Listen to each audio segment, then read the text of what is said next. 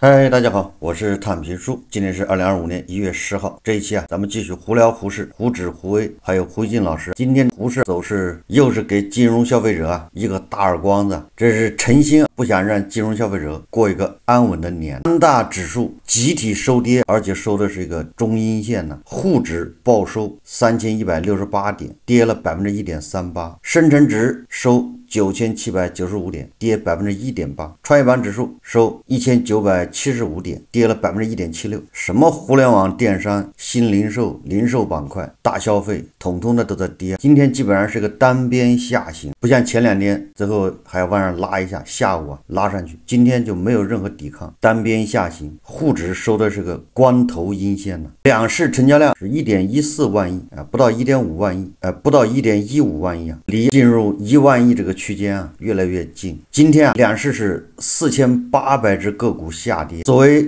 经常看咱们节目的应该知道，前两天它微回去留下了一个长长的下影线。那天节目我就说了，不是所谓的单针探底。有很多财经大 V， 有很多网友说那是单针探底，阶段性的底部已经明确了，后面就要反弹了。我明确的说那是仙人指路，在几个交易日内一定会到达年线指定的地方。这才几个交易日这个老股民应该能看出来，现在实际上又往3000点去了，3000点保卫战春节之前一定会打响，到时候金融消费者又有为国接盘、为国护盘的这个机会。很明显，大家可以感觉到股市这资金越来越少，越来越不活跃。我们再来看这个小作文，彭博社2025年1月10号，他是这么说的随着唐纳德·特朗普就职前地缘政治紧张局势的加剧，中国股市下跌将备受关注的基准推向熊市。我记得去年10月、11月，外资机构不都是看多吗？做多吗？超配吗？虎市怎么2025年这个开年还没10天就变卦了呢？又说咱们是熊市了，你说找谁说理去？说民盛中国指数周五下跌1%，较10月7日跌幅接近20%，也就是跟10月7号相比这个民盛指数已经跌掉了20%了。再按中国股市沪深300指数下跌0.5%，新年以来跌幅超过4%。就是2025年先跌为敬，4%已经给你跌没了。2025年伊始，股市表现疲软，因为投资者准备迎接关税上涨，这可能会延长中国经济放缓的时间。美国本周因涉嫌与大国军方有联系而将腾讯控股有限公司和当代新能源科技有限公司列入黑名单，而拜登政府正在考虑对人工智能芯片出口实施新一轮限制。这些举动再次引发人们担忧，即在即将上任的特朗普总统领导下，紧张局势只会进一步恶化。盛宝市场首席投资策略卡鲁扎纳纳表示他说短期内中国的市场前景仍然喜忧参半，最大的阻力包括美国可能征收关税、地方政府财政薄弱等持续国内经济挑战以及通货紧缩风险。而由于投资者对更强有力的财政刺激措施的希望未能实现，预期落空。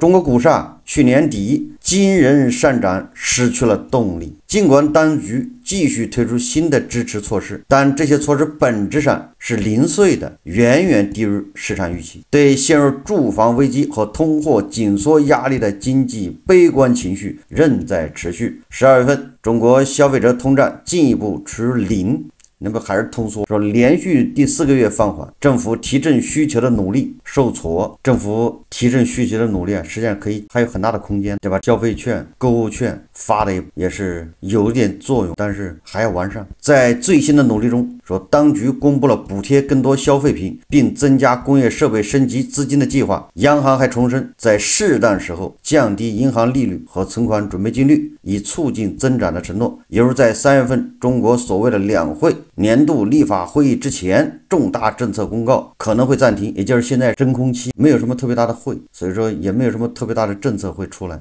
因此市场缺乏积极的催化剂。2025年刚开年，金融消费者的消费已经在胡市里面消费完了。你说胡市也够不地道，你10月份涨干啥，对吧？你如果说把10月份那一波抽风改到现在，你这个时候抽正好，有很多人手上有钱了，不正好他要消费吗？他就卖，过年有钱，过年的消费就就上去了。你说那个你10月份拉到3600点，那好多散户他舍不得出来，那个时候他也没有什么需要用钱的地方，要花钱要消费，所以那个时候拉出来，估计减仓的少，这个主力也挺坏啊。你说春节前拉，你不都是卖了去买年货去了吗？所以你想一想，什么把胡适拉高，让投资者赚钱去促进消费，你这就纯粹是自己欺骗自己。别人没打算让你赚了钱去消费，你是韭菜，人家是要割你这个韭菜，你怎么韭菜还想让人多施点肥，长壮一点，像成精是吗？你看很多专家不说了吗？把胡适搞到4000点、5000点，大家有钱了，2亿这个投资者有钱了，他就能去消费。如果这个观点成立的话，那应该是在12月底突然出好多利好政策，胡适一顿暴拉，闪电牛，闪个几天到4000点，这个是正好要过年了，大家这个2亿小散户开始出货赚钱了，见好就收，拿着钱去办年货，这多好，这刺激消费。有很多金融消费者开始抱怨了啊，因为到现在为止可以说这一轮所谓的疯牛或者是闪电牛或者是叫什么牛，总之这个收益我们已经抹得一干二净，已经开始亏钱了，也就是比去年9月份的最低点2700点，也很多人已经回到那个位置，比那个还要低，赔钱。这个也验证了咱们说的啊，你这么胡拉呀胡整，最终是有人要买单，谁买单？你看现在买单的是不是已经出来了？这些小散户无知者无畏啊，不知天高地厚，不知深浅，他拿点钱进胡适，他就能赚钱，人人都是投资大师。这回为国庆节前后那个疯狂在买单，你以为你白看什么？你以为你白参与什么？你得掏钱呢。胡适能让你白嫖吗？不能够。你看监管机构、上市公司、大股东、这个券商、审计机构，包括专家，包括那些大 V， 多少人在为你打造这个剧本，在为你倾情演出，在配合你啊，这是一种沉浸式的体验的，而且你不付钱行吗？所以这个散户不要抱怨，要面带微笑，反正已经花钱了，你也不欠胡适的，消费了吗？胡适天天罚款抓人，你也享受了，你还学了好多知识。只有散户不知天高地厚，居然还说是牛市慢牛，还真信，连机构都不信呢。咱们自己的机构、公募基金、银行，他们都不信什么后面有什么牛市，所以他们把钱往债券市场堆，10年期国债收益率只有1.5%几，相当于后面都没有利息了，就这样人家还在买，国债价格不停的推高，央行约谈了，罚款抓人，结果连债市这个还没有刹住车，还在涨，央行没办法了，被逼继续加码调控。央行今日发布公告称，鉴于近期政府债券市场持续供不应求，央行决定2025年1月起暂停开展公开市场国债买入操作，后续将视国债市场供求状况择机恢复。业内人士认为，这意味着在前期多次提示风险并采取相应监管措施后，央行对债市的调控力度加码。此外，业内人士还指出，受央行暂停买入国债影响，短期内10年期国债收益率可能会出现大幅度回升。10年期国债收益率会不会回升？这个可以关注，但我想没那么容易。我看今天债市恐怕还要翻红，国债的价格走高，收益率就走低。国债价格走高就说明什么？说明这机构它根本不看好胡适，你胡适3200点人家也不进来，大量的资金去追逐那只有1-2个点的利润，那个收益是稳定的，他都不愿意到胡适来。所谓的参与慢牛，这些机构他们都不相信有牛市。你说这相信牛市都是些散户啊，天天苦口婆心的劝，还有人闭着眼往里冲。央行操作买国债，那不就是释放流动性吗？现在如果他因为国债供不应求，所以他央行不再买了，就不再往市场上扔钱了，那这更加预期，让人认为那你降准降息恐怕马上就开始了，等不及了，这市场上缺钱，这又扯到了预期。这个央行主管媒体援引专家的话说，要避免对适度宽松货币政策过度解读，当前市场有抢跑之嫌，金融机构他知道你央行要干什么，所以他提前在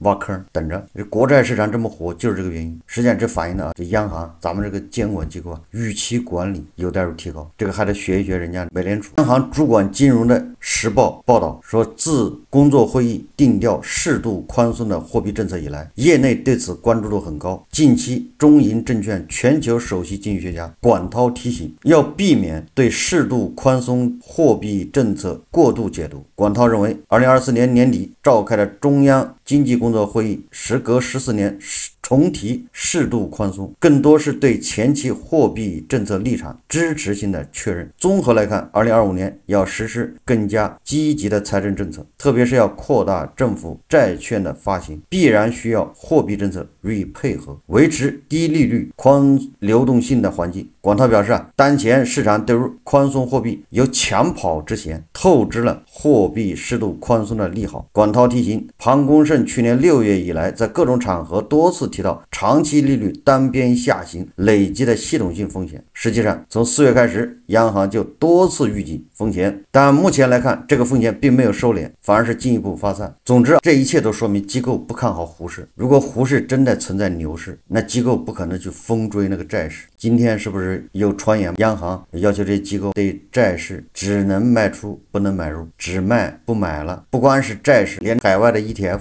也不准买了，好像是沙特的吧 ETF 还什么都停了。你不让人家买债市好，人家就开始买这 ETF， 就海外的 ETF 都溢价40%，人还买，他就是不进沪市。那你说有什么办法？人家就是不看好沪市，你把从债市把钱赶出来，人家跑到海外那些指数 ETF 上面，只有散户傻傻的还在那盼牛市。即使有个别的资金回到沪市，他们也老实了，人家只买这个银行股，所以银行股一直在涨，而其他的中小盘的那垃圾股那就暴跌。我不是说这些机构不对，机构要对自己的资金负责啊，人家不进沪市是对的，因为你这沪市不能进。你看看格隆汇1月10号报道 ，A 股股王寒武纪再创历史新高，市值超3200亿，股价多少元呢？你看这个2024年累计涨幅388%的 A 股股王寒武纪，今年年初涨势继续，今日盘中拉升涨超9%至777块7毛7，5个7，你不是7个葫芦娃吗？他给你搞5个7个葫芦娃，一创葫芦娃再创历史新高，市值超3200亿。寒武纪股价屡创新高的同时，有分析人士提醒，寒武纪的业绩与股价表现严重背离。寒武纪从2020年上市到2025年、23年已连续多年亏损，就这样的股票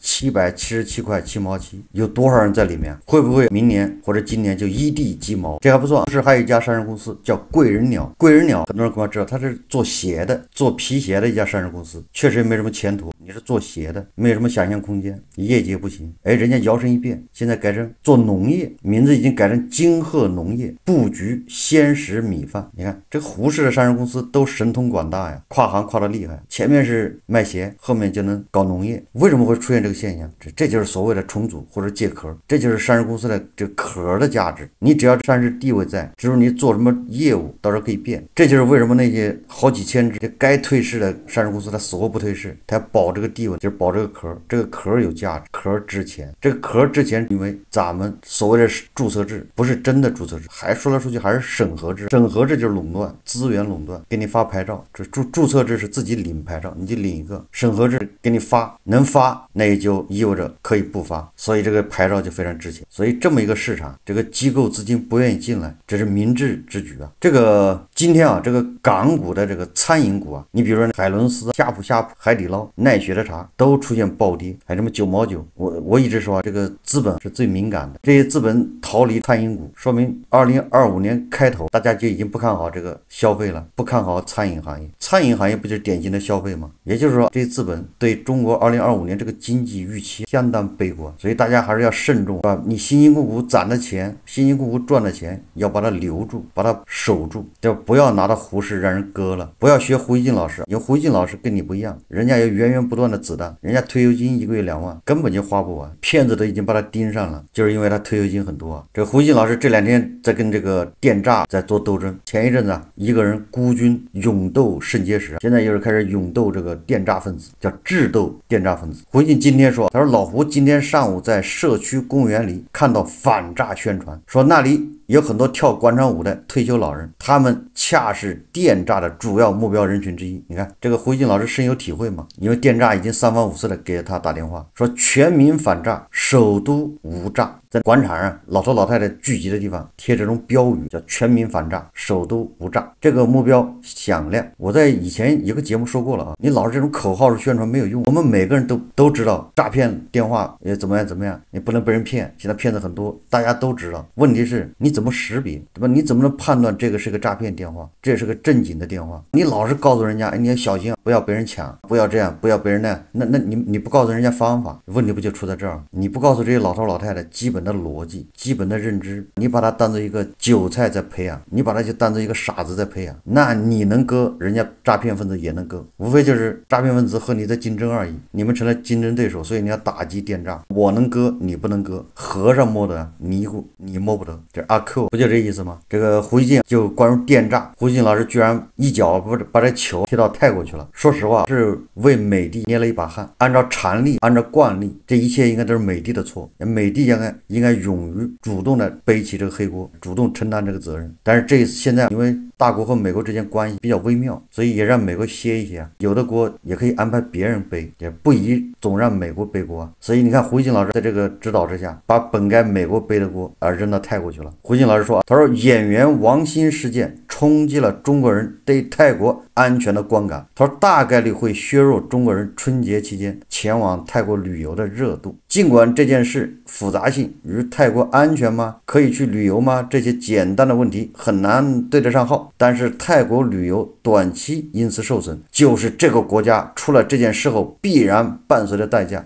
互联网时代总有中国人被骗到泰国，并从那里被中转骗入缅甸的电诈区，这样的事也会轮到其中一个冲上中国的热搜第一，形成多数人虽然搞不太清楚是怎么回事，但共同产生愤怒和恐惧，泰国的形象因此被戳了个大洞。老胡看到一篇泰国中文媒体人写的王鑫事件报道，总体上挺有说服力的，很契合我几次前往泰国的感受。文章说，在泰国被骗、被绑，并最终流落缅甸电诈园区的中国人，没有一个是前往泰国正常旅游的中国游客，并认为去泰国旅游的安全没问题，但是对各种招聘信息需要提高警惕。胡锡进老师自己回忆了几次泰国之旅，后面胡锡进老师话锋一转，对吧？这个泰国要负责任了，为什么呢？他说能够迅速把王鑫救出来，说明泰国有能力把影响力渗透进缅甸电诈园区，泰国应该努力把这种渗透力强化成封堵力。在前面提到那名中文媒体人报道中说，泰国有给电诈园区断电等手段，那么至少应该把这种手段作为筹码，保护好因各种原因